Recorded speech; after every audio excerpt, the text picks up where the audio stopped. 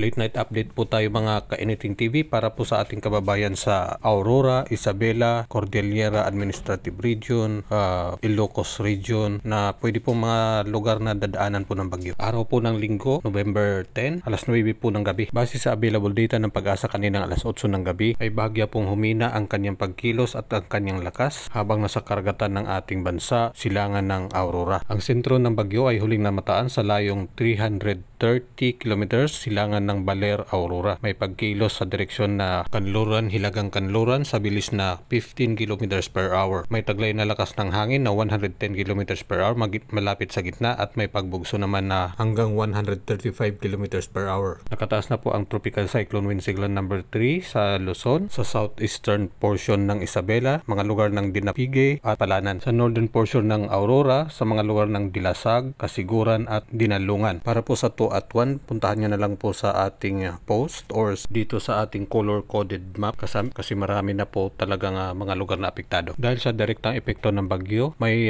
heavy to intense rains sa Aurora at Isabela. Moderate to heavy rains naman sa Cagayan, Apayao, Abra, Kalinga, Mountain Province, Ifugao, Nueva Vizcaya, Quirino, Quezon, Catanduanes, Camarines Norte at Camarines Sur. Inaasahan na maglandfall bukas ang bagyo sa bahagi po ng Isabela or sa Northern Aurora. Please share.